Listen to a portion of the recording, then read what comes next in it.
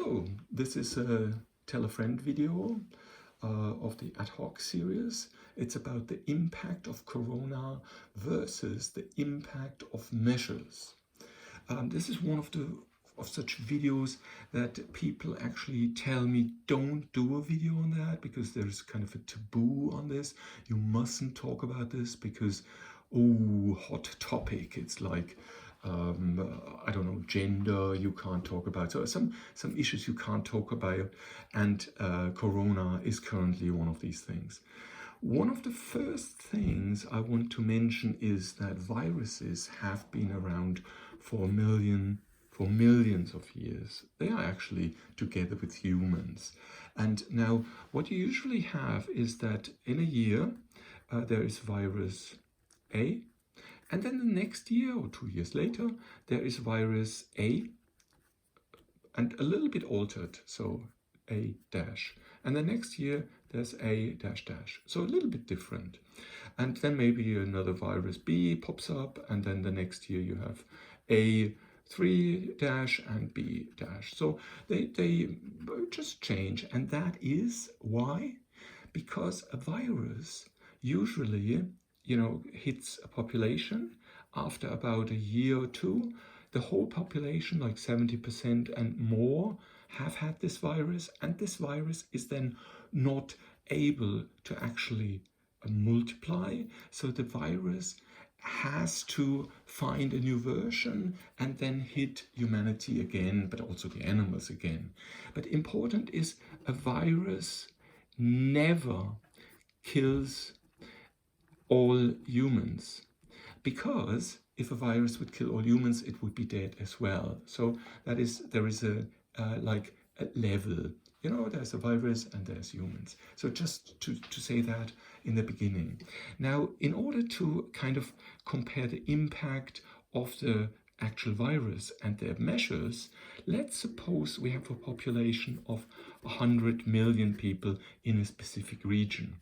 Now, normally you would have about 1% of these people, which are the weak and or old. So weak and old people will die. They are around on average 80 years, and so they die. That's just normal. Yeah, that's normal. 1% of the population dies. And that means by 100 million per year, that would be 1 million. And that would be around, let's say, 3,000 people per day. That's the normal thing that happens. So this is just the normal way it goes. Now, if you now take seasonal impacts, you will have, let's say, 4,000 deaths in winter, and you will have in summer, spring, winter, autumn, you will have, let's say, 2,000 casualties, which makes on average 3,000. And now in winter, many of those die because of the flu, influenza, and so virus. So they die. So some of them, maybe 1,000 per day, die because of the virus, which is normal. Let's say, you would have like 20,000 if the virus hits you hard, and that is then over a month, and then you have 20,000 in that month killed by this virus. Now, let's come to Corona. Corona is a little bit different, and there are maybe 10 or so differences to a normal influenza, but 2 are very, very tricky. And these ones are that if you kiss and hug, often when you greet, so greeting by kissing and hugging, that gives Corona the possibility to spread a lot, because Corona has an incubation period of, let's say, 3 to X days, in which you don't know that you have Corona, and you can attack people. So if somebody meets his grandfather, and he is kind of hit by Corona, he doesn't notice, he kisses and hugs him, so grandfather has Corona. And so that's the bad thing of corona, one of the bad things. The other bad thing of corona is then when you are, let's say, I sometimes call it fat, but I actually love fat, ketogenic diet. So I actually like fat. So maybe we say obese, or we say overweight, and diabetes.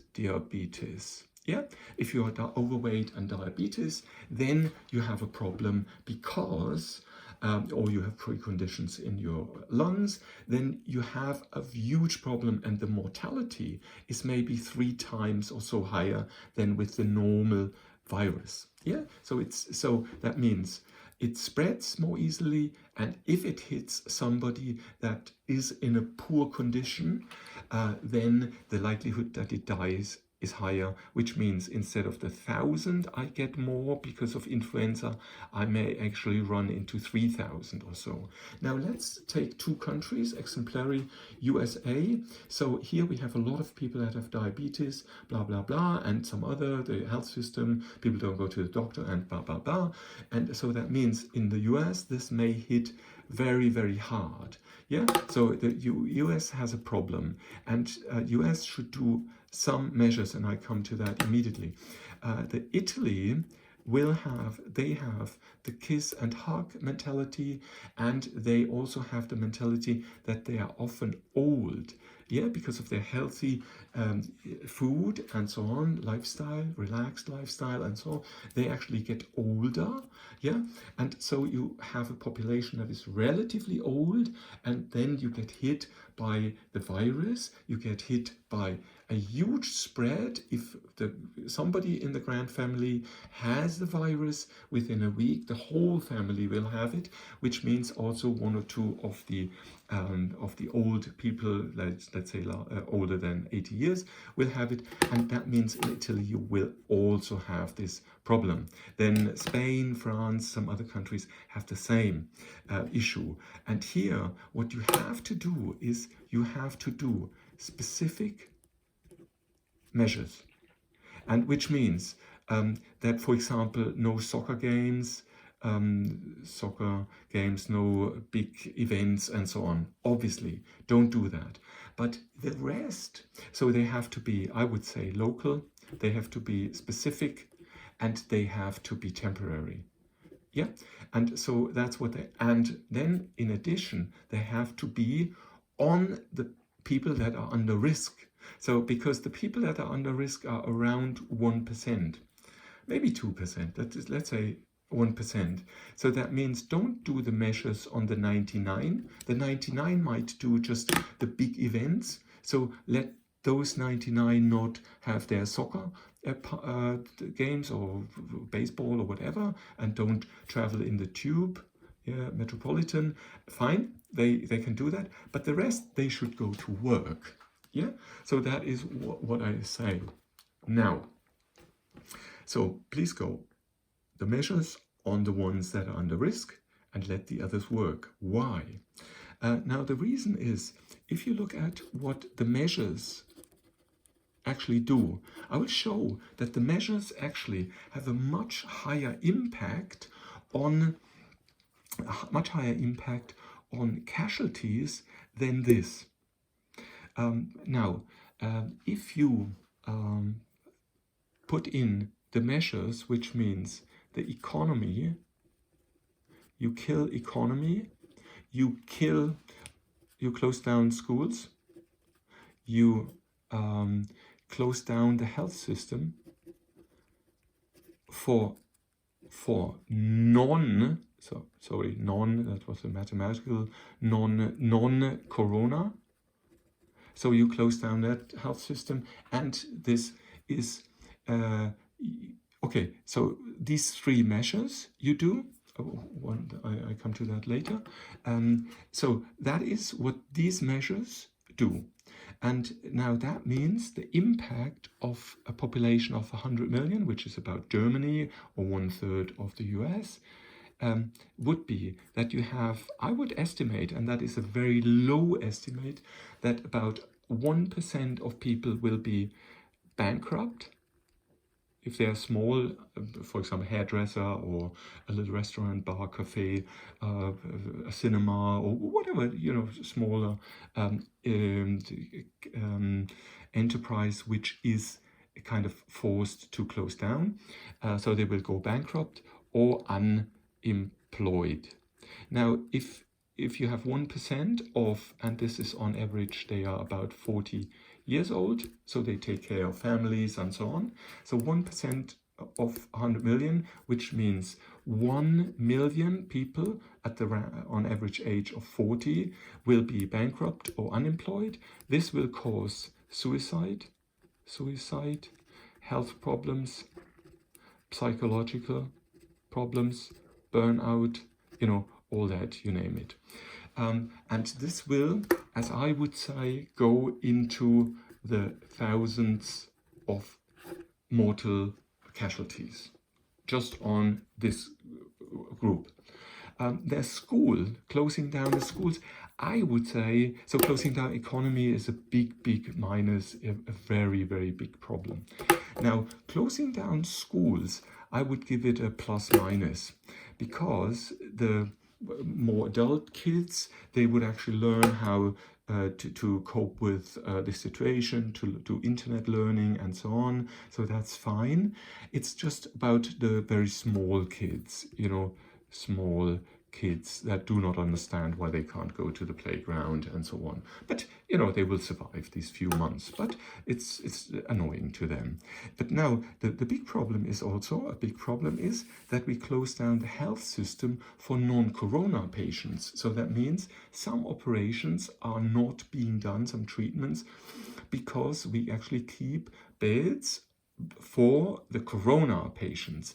And this is, I would say, also in the area of thousands of casualties in a population of 100 million. So we will have these casualties of just normal people. So they are between 0 and, let's say, 80, if we consider between 0 and 80 years. Casualties in the thousands. But now comes the biggest problem, and that is really the biggest, and I do not understand why this is actually not being shown, and that is you will kill about 5 times more old and weak.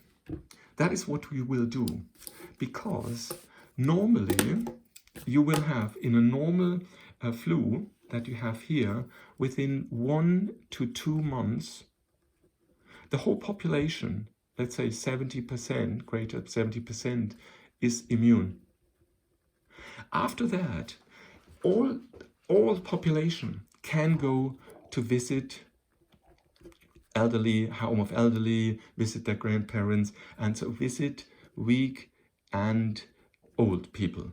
That means after 1 to 2 months, there is no problem that we kill weak and old elderly if we, for example, by accident go into a home for the elderly in a hospital and so on. And that means the period, if we kind of look to get the, let's say, the greater 70% of the population, so 70 million people that actually get the virus on a natural way and actually get over the virus, well, that means gets their vaccination naturally by their immune system actually reacting to it. So then you would have a population with, let's say, 70 million people that have the virus, and then there is no danger. But now what happens is we stretch that period to, let's say, 10 months. Yeah, that means we have 5 times longer than, or even more than that, 5 times longer period where it's very, very dangerous for anybody that visits weak and old people. And this will kill, I would say, if this here kills in a population of this, if this kills, let's say, 20,000 people, this might kill around 100,000 people.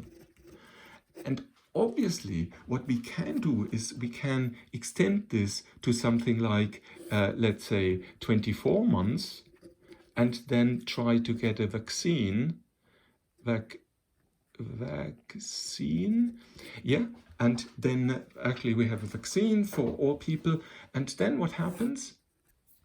The virus changes, and we have C dash, C dash dash, C dash dash dash. And we need to develop kind of a vaccine against all this. So we will never return to normality. And what is that?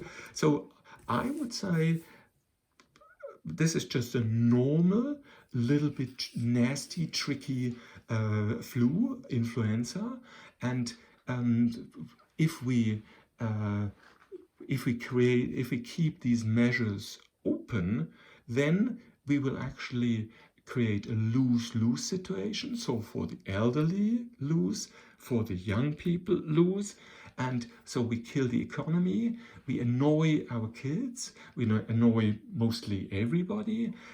We actually kill young people that actually have to serve for economy and for families. And we kill even more of the old and weak people. So it's a complete lose-lose situation. And what I really dislike is that it's not possible to discuss these issues in a normal way, because usually people, when you say, wait, we have to kind of loosen these measures or remove some of these measures, then they will say, oh, you are somebody that wants to kill the elderly, and they immediately kill you and not your argument, and you never come into argumentation about these facts. And but I actually think that it's a big danger for economy and for the elderly. And okay, maybe we have 1 million unemployed. Okay, fine, they fine. It's always this. You are unemployed. Normally, it says when you are unemployed, then after, let's say, 6 months, you actually, if you happen to come out, and I would say maybe 10% will not come out, and they might struggle, and they sit there and become homeless. But the 90%, okay, for them it's okay. They're fine. They learn something new and so on, so they come over it. A challenge is also a possibility to them. But when you look at this, that we actually kill more people, then I really find it very, very strange that we cannot, in a very careful way, loosen these measures and actually send people that feel fit, young, healthy. Why can't we say, please go and go to work, go shopping, and so on? Yeah, so comments are most welcome. I like to discuss these things, and I've done several videos on this topic. And this also serves for me to see how, within the past 3 weeks, my opinion and my state of information changes. And I'm happy to do, in a week's time, in 2 weeks' time or so, another video, and maybe we have new things. But I think this is something I would like to have backed with real data, and then we can actually discuss what to do locally, regionally. So it's not that we should do in the whole of the US something, or in the whole of China something, or in the whole of Germany something. We should try to do the measures that are necessary for a specific region with their specific constraints. So if these guys kiss and hug when they meet, then we have to say, please don't kiss and hug. Or if you can't do that, then we have to keep you in your house, and so on. But it's nothing you should do as a one-off for the whole country. And so now I cut this below 20 minutes. I stop here. Thanks a lot for listening, and I'm looking forward to the comments. Thank you very much. Bye bye.